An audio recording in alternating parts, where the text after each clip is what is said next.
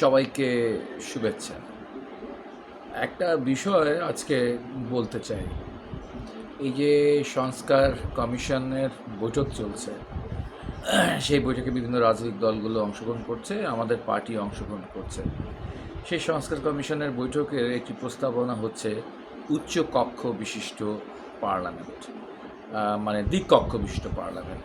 অর্থাৎ আমরা আগে যে আমাদের সংসদ ছিল ৩০০ আসনের সংসদ ছিল, সাধারণ মানুষের ভোটে সাধারণ নির্বাচনে ৩০০ প্রার্থী নির্বাচিত হতেন, সেটি এখন একটু পরিবর্তিত হয়ে একটা দ্বিকক্ষ বিশিষ্ট পার্লামেন্ট হবে। অর্থাৎ ৩০০ সদস্য সাধারণ মানুষের ভোটে নির্বাচিত হবেন, আরও ১০০ সদস্য থাকবেন, তাদেরকে নিয়ে গঠিত হবে উচ্চকক্ষ, আপার হাউস তৈরি হবে। এটাকে বলে ইংরেজিতে বাইক্যামেরাল পার্লামেন্ট। এই বাইক্যামেরাল পার্লামেন্ট যা সাধারণত ফেডারেল রাষ্ট্রগুলোতে দেখা যায়, সেখানে প্রাদেশিক পরিষদ থাকে, সেখানে কেন্দ্রীয় পরিষদ থাকে। তো আবার কিছু কিছু ইউনিয়ন কান্ট্রি বাংলাদেশের মতো সেখানেও আবার বাইক্যামেরাল থাকে, কিন্তু সেই বাইক্যামেরালগুলো কেমন থাকে? সেই বাইক্যামেরালগুলো হচ্ছে গিয়ে সাধারণ মানুষ নির্বাচন করে, সেখানকার লোয়ার হাউসকে নির্বাচন করে। কিন্তু আপার হাউস যেটা থাকে বা সিনেট যেটা থাকে বা হাউস অফ লর্ডসের মতো যেগুলো প্রতিষ্ঠান থাকে, সেই প্রতিষ্ঠানগুলো বেসিক্যালি ইলেক্টেড হয় হচ্ছে গিয়ে সমাজের নানা অংশের থেকে নির্বাচিত হয়, এবং এক্ষেত্রে রাষ্ট্রপ্রধান বা হচ্ছে প্রধানমন্ত্রী বা রাজা তারা হচ্ছে তাদেরকে মনোনীত করেন আর কি। তো এই যে বিষয় যে বাংলাদেশে যে ৩০০ আসনের সংসদ, তো এই গত বছর কিছুদিন আগ পর্যন্ত ছিল আর কি, গত ৫৪ বছরের নানা সময় বাংলাদেশের জাতীয় সংসদ রয়েছে। এই জাতীয় সংসদ চালাতে তো হচ্ছে গিয়ে বিপুল পরিমাণ অর্থ ব্যয় হয়, এই সংসদ সদস্যদের পিছিয়ে বিপুল পরিমাণ অর্থ ব্যয় হয়, এর প্রত্যেকটা অধিবেশনের পিছনে বিপুল পরিমাণ অর্থ ব্যয় হয়। এই অধিবেশনগুলোতে অনেক সময় অনেক গণমুখী সিদ্ধান্ত হয়, কিন্তু অধিকাংশ ক্ষেত্রে বিগত সময়কালে দেখেছি অনেক গণবিরোধীও কিন্তু সিদ্ধান্ত গণমানুষের আশাকাঙ্ক্ষা পূরণ করতে পারে না, এরকম অনেক কারবারও কিন্তু এখানে ঘটে। যাই হোক, যা কিছু ঘটে আমার ট্যাক্সের টাকায়, আপনার ট্যাক্সের টাকায়, সাধারণ মানুষের ট্যাক্সের টাকা হয়, বিশেষ করে কৃষক, শ্রমিক, গরিব মেহনতি মানুষ সবারই হচ্ছে গিয়ে পরিশ্রমের ফসল থেকে কিন্তু এই বিষয়গুলো চলে আর কি।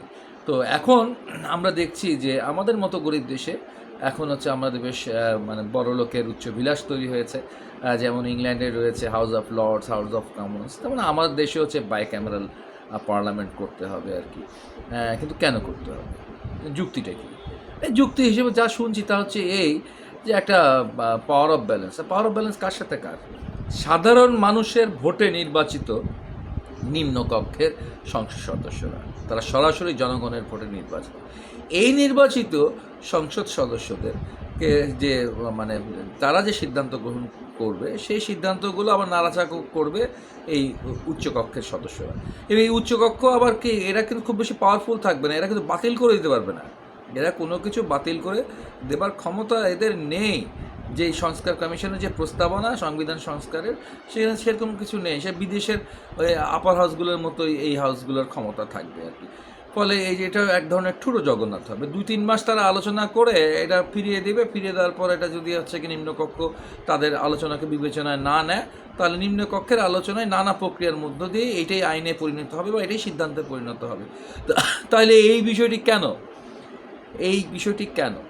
ফলে আমরা যেটা মনে করি, এই উচ্চকক্ষের মধ্য দিয়ে আমরা পেশাজীবী মানুষদের মধ্যে বা নাগরিক সমাজের মধ্যে বা বুদ্ধিজীবীদের মধ্যে আমরা বিভিন্ন নতুন করে এক ধরনের হচ্ছে গিয়ে উপঢৌকনের মতো ব্যাপার হবে, যে রুলিং ক্লাস বা শাসক দল সে তারা হচ্ছে গিয়ে নতুন করে হচ্ছে বুদ্ধিজীবী সমাজের মধ্যে বা সমাজের নানা পেশাজীবীর মধ্যে নতুন করে দলদাস তৈরি করার একটা প্রক্রিয়া পাবে। তারা সমাজের নানান রকম স্টেক হোল্ডার যারা রয়েছে, অংশীজন রয়েছে, তাদেরকে আবার দলদাস করার প্রক্রিয়া তারা গ্রহণ করতে পারে, বা তারা অনেককে যারা হচ্ছে গিয়ে ভোটে নির্বাচিত হতে পারে না এমন অনেককেই তারা হচ্ছে একটা সান্ত্বনা পুরস্কার হিসাবে উচ্চকক্ষের সদস্যপদ দেবে।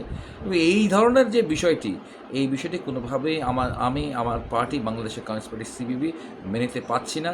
আমরা এই কারণেই বাংলাদেশের কমিউনিস্ট পার্টি সিপিবি এই দ্বিকক্ষ বিশিষ্ট যে পার্লামেন্টের কথা বলা হচ্ছে, বাইক্যামেরাল পার্লামেন্টের কথা বলা হচ্ছে, এটা আমরা তীব্রভাবে এটার বিরোধিতা করছি। সবাইকে আজকের মতো ধন্যবাদ। শুভ সন্ধ্যা।